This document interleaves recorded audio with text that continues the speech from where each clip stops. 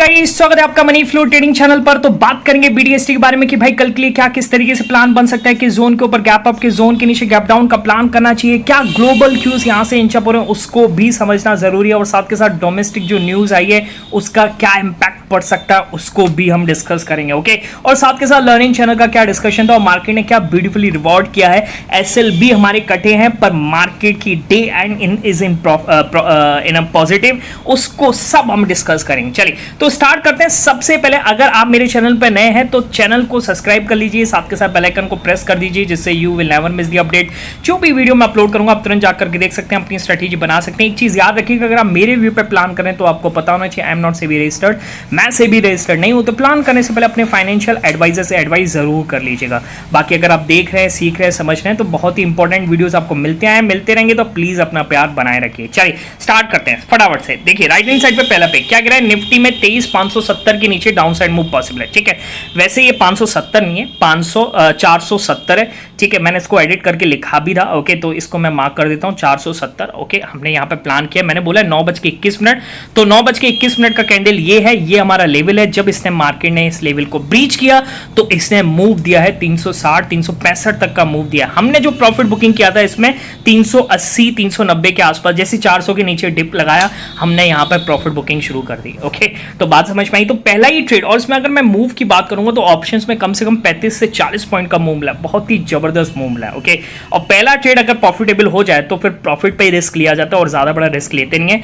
ठीक है, इस पिक्चर में आपको नीचे दिख रहा होगा spoiler which is part of learning channel, अगर आप ज्वाइन करते हैं तब जाकर के आप सीखते हैं। ठीक है, चलिए अगला देखिएगा, अगला हमने किस तरीके से प्लान किया। देखिए अब क्या कह रहा है, निफ्टी में 23,440 45 के ऊपर अपसाइड मूव पॉसिबल है। अगर मैं इसको 23,440 445 पर अगर मैं मार्क कर दूं, ये है 445 को हमने मार्क किया, और मैंने ये बोला है 9:50, तो 9:50 का कैंडल है ये। ठीक है, नहीं ये वाला कैंडल है, और जब मार्केट ने इस लेवल को निकाला तो हमें इसने मूव दिया है 480 तक का। ठीक है, 480 490 तक का। ओके, पर जब ये कैंडल निकला था मैंने इसी नीचे बोला स्कैल्पिंग टू ट्रेलिंग करेंगे, ज्यादा देर होल्ड नहीं।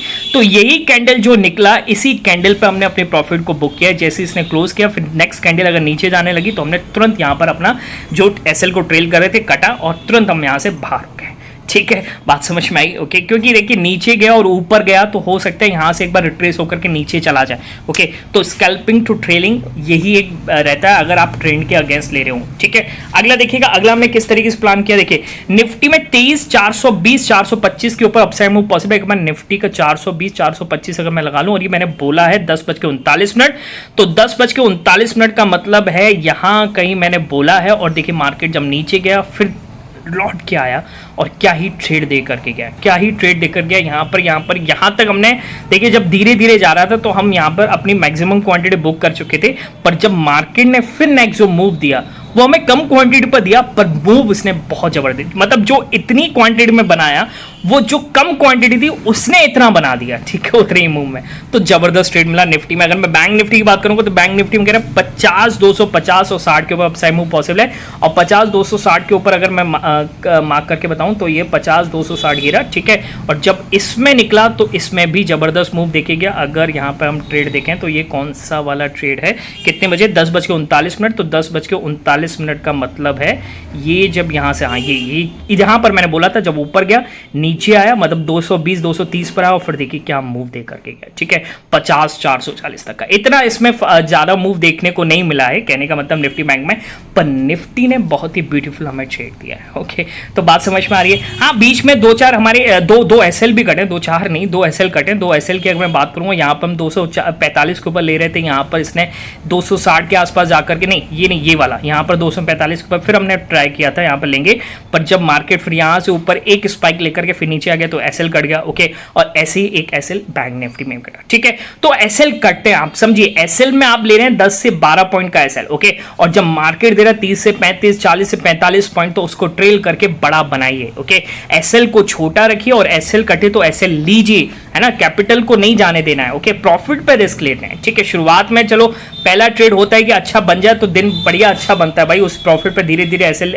लेते लेते और ट्रेड बनाते रहते हैं। ठीक है, तो अगर आप भी सीखना चाहते हैं, समझना चाहते हैं तो आप मेरा सेंटीमेंट्स किस तरीके से हम यहाँ पर बिल्डअप करते हैं, मार्केट को समझते हैं, तो उसके लिए आप मेरा टेलीग्राम चैनल ज्वाइन कर सकते हो। और टेलीग्राम चैनल ज्वाइन करने का तरीका यही है कि डिस्क्रिप्शन में जाइए और डिस्क्रिप्शन से जाकर के ज्वाइन कीजिएगा, इधर से सर्च मत कीजिएगा क्योंकि बहुत सारे फेक चैनल्स अवेलेबल है। क्लियर है, बात समझ में आ गई। चल अब आते हैं क्या है BTST का व्यू, क्या मार्केट किस तरीके से बिहेव कर रहा है। ओके, तो एक बार मैं आपको फ्राइडे को दिखा देता हूं कि यूएस मार्केट में क्या हुआ। देखिए यूएस मार्केट काफी ज्यादा टूटता हुआ नजर आया और वो एक ही न्यूज पर टूटता हुआ नजर आया क्योंकि पावल साहब ने यहां पर ही बोला कि हम कोई हरी नहीं करना चाहते यहां पे कि रेट कट आएगा। हाँ, इकोनॉमी स्ट्रांग है, ओके, पर Fed is not to rush to rate cuts. Okay, तो फेड में कोई रश नहीं है कि आपको रेट कट करना ही करना है दिसंबर में। तो इसका एक नेगेटिव इंपैक्ट पड़ा कहां पर, हमारे आईटी सेक्टर, हमारे नहीं नैस्डैक में। ओके, और वही चीज आज हमें शुरुआत में देखने को मिली। अगर आपको पता होगा जो पहला ट्रेड हमारा जो बना था नीचे डाउन साइड का, वो इसी की वजह से बना था।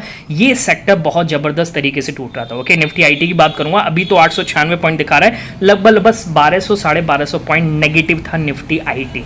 ठीक है, वहां से रिकवर किया है। ओके, बात समझ में आ रही है। तो काफी अच्छा ट्रेड मिला हमें उस वजह से डाउन साइड। ठीक है, अच्छा, तो ये ग्लोबल न्यूज़ थी, मैं आपको समझाना ज़रूरी था क्योंकि एक रेट कट नहीं आने की संभावना बन सकती है दिसंबर में। ठीक है, दूसरा न्यूज़ डोमेस्टिक, जो मैंने कल मार्केट एनालिसिस की वीडियो में भी डिस्कस किया था कि भाई CLSA की जो रिपोर्ट है वो काफ़ी ज़्यादा कहती है कि भाई हम इंडिया की तरफ शिफ्ट हो रहे हैं। उन्होंने पूरी तरीके से बता दिया है।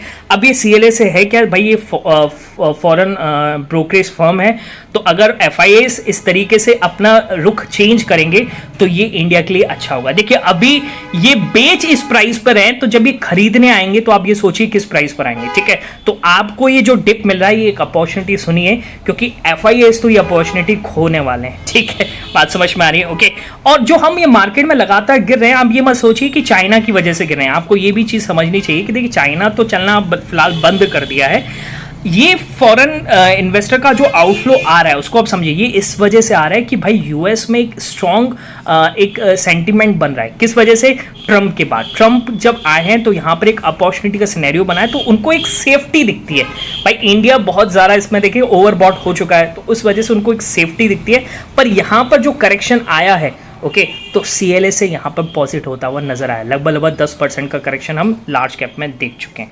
क्लियर है, बात समझ में आ रही है। ओके, अब आज किस तरीके से यूएस मार्केट बिहेव कर सकता है, तो अगर मैं यूएस मार्केट की बात करूंगा तो यूएस मार्केट में नैस्डैक कहीं ना कहीं कुछ रिकवरिंग करता हुआ नजर आ रहा है। अब देखिए ये क्यों हुआ है, अगर मैं आपको बताऊं, रेट कट की पॉसिबिलिटी चल रही थी 81% के आसपास कि दिसंबर में रेट कट आएगा। ओके, और जब वो पावल साहब का स्टेटमेंट आया तो वहां से वो 56% हो गई। ओके, अब जाकर के थोड़ा यहां से इंचअप हुई है, यानी बढ़ी है, और वो अब 62% के आसपास आ गई है। तो वही चीज हमें नैस्डैक में देखने को मिल रहा है कि नैस्डैक थोड़ा सा रिकवर करता हुआ नजर आ रहा है। ओके, और इसी वजह से ये भी हो सकता है कि अपना निफ्टी भी यहां से अच्छा खासा, मतलब निफ्टी आईटी भी जो 1200 पॉइंट नेगेटिव था वो भी यहां से रिकवर करता हुआ नजर आया है। ठीक है, ओके, तो ये चीज समझाना जरूरी था, मैंने सोचा आपको समझा दूं।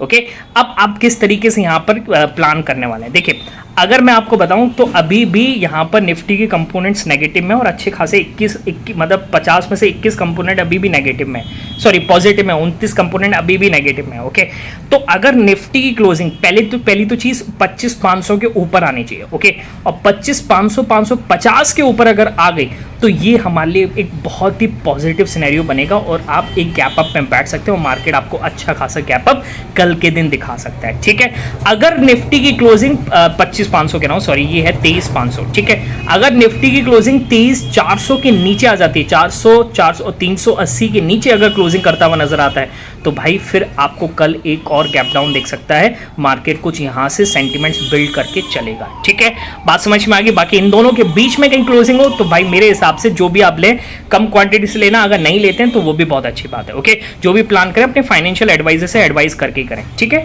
चलिए बाकी मिलेंगे नेक्स्ट वीडियो में, तब तक के लिए बाय बाय, टेक केयर।